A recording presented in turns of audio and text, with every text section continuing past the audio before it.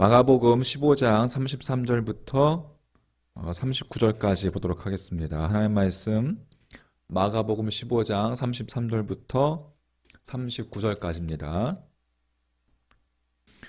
제6시가 되매 온 땅에 어둠이 임하여 제9시까지 계속하더니 제9시에 예수께서 크게 소리 지르시되 엘리 엘리 라마 사박다니 하시니 이를 번역하면 나의 하나님 나의 하나님 어찌하여 나를 버리셨나이까 하는 뜻이라. 곁에 섰던 자 중 어떤 이들이 듣고 이르되 보라 엘리야를 부른다 하고 한 사람이 달려가서 해면에 신 포도주를 적시어 갈대에 꿰어 마시게 하고 이르되 가만두라 엘리야가 와서 그를 내려주나 보자 하더라. 예수께서 큰 소리를 지르시고 숨지시니라. 이에 성소 휘장이 위로부터 아래까지 찢어져 둘이 되니라. 예수를 향하여 섰던 백부장이 그렇게 숨지심을 보고 이르되 이 사람은 진실로 하나님의 아들이었도다 하더라. 아멘.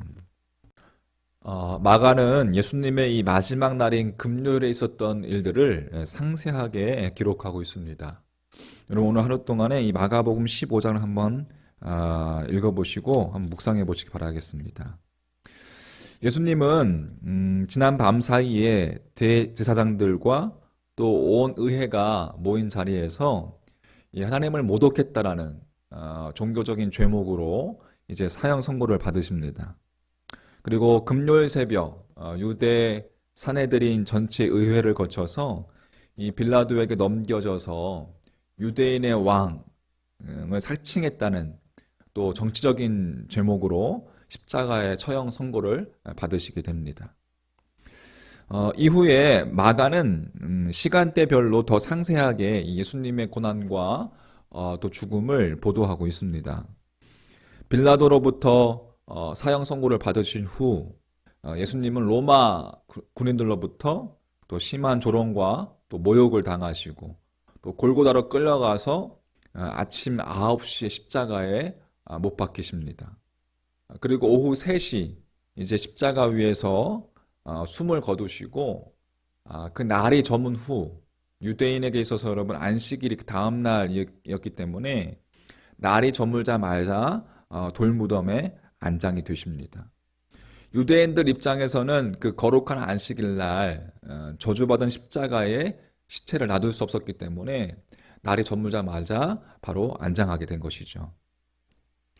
마가가 예수님의 고난과 이 죽음을 상세하게 여러분 기록한 이유는 무엇일까요? 그것은 예수님의 십자가 고난과 또 예수님의 십자가의 그 죽으심이 여러분 기독교 신앙의 핵심이기 때문에 그렇다고 생각합니다.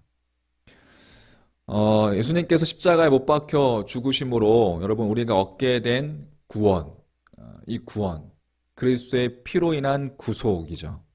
이 구속을 영어로는 리딤이라고 번역합니다. 되사다, 다시 찾다라는 뜻으로서 원래 하나님께 속해 있던 인간들을 사단의 권세와 사단의 속박으로부터 되찾아왔다라는 의미입니다. 그래서 십자가의 여러분 보혈의 구속이라는 것은 결국 예수님의 죽으심으로 말미암아 우리가 다시 하나님과의 관계가 회복되었다는 것이죠. 그래서 그것을 이제는 누구도 끊을 수 없고 이것은 영원히 지속되는 구속입니다. 할렐루야. 좀 더 구체적으로 오늘 십자가에 대해서 살펴보면 첫 번째 십자가, 예수님은 이 십자가로 우리를 구속하셨다는 거예요. 성경은 여러분 생명이 피에 있다라고 선언하고 있습니다. 레위기서에 보면 레위기 17장 11절에 보면 육체의 생명은 피에 있음이라. 내가 이 피를 너희에게 주어 제단에 뿌려 너희의 생명을 위하여 속죄하게 하였나니 생명이 피에 있으므로 피가 죄를 속하느니라. 또 여러분 히브리서 9장에 보면 피 흘림이 없이는 사함이 없다라고 기록하고 있고 염소와 송아지의 피로 하지 아니하고 오직 자기의 피로 예수님의 피로 영원한 속죄를 이루셨다고 기록되어 있습니다. 그러니까 모든 인간들의 죄를 여러분 용서하고 또 우리가 하나님의 자녀로 다시 태어나는 것은 아무리 많은 양과 소의 피를 가져온다 할지라도 그것은 불가능한 것이고 오직 죄가 없으신 분 예수 그리스도께서 십자가에 피 흘려서 대신 대속제물로 되어 주셨기 때문에 가능하다라는 것입니다. 이것이 하나님께서 계획하신 예수님의 보혈의 구속인 것이죠.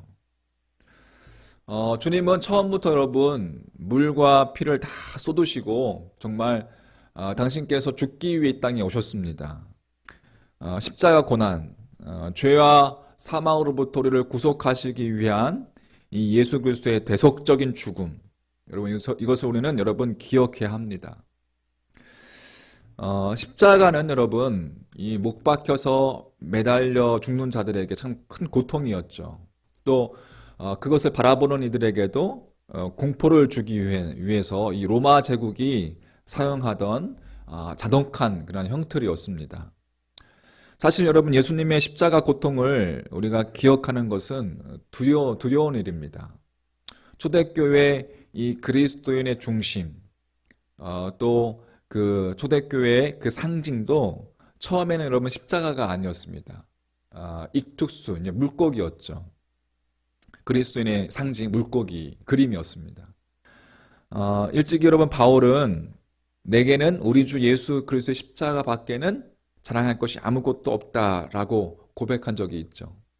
그 바울의 고백 후에도 오랫동안 십자가는 기독교의 중심, 또 상징이 되지 못했습니다. 그 이유는 예수님의 그 종교적인 상징으로 삼기에는 십자가의 이 고통이, 이 현재적인 고통이 너무 참혹했기 때문에 그렇습니다.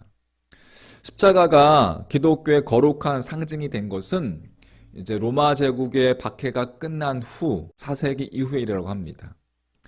그만큼 십자가의 죽음은 고통스러운 사건이었고, 하지만 예수님은 그 고통을 피하지 않으시고 십자가를 지신 것은 우리들에 대한 사랑 때문이었습니다. 여러분, 그러므로 우리는 십자가로 돌아가야 합니다. 우리의 신앙의 근원, 우리의 믿음의 본질인 십자가 신앙, 십자가 신앙을 다시 회복해야 될 줄 믿습니다. 끊임없이 나의 죄를 하나님 앞에 십자가 앞에 회개하고 또 애통하고 또 울부짖고, 그렇게 여러분 우리가 처음 주님과 만났던 그 첫사랑의 신앙을 회복해야 될 줄 믿습니다. 하나님은 십자가의 고통과 아픔을 도리어 구원과 구속의 사건으로 바꾸셨습니다.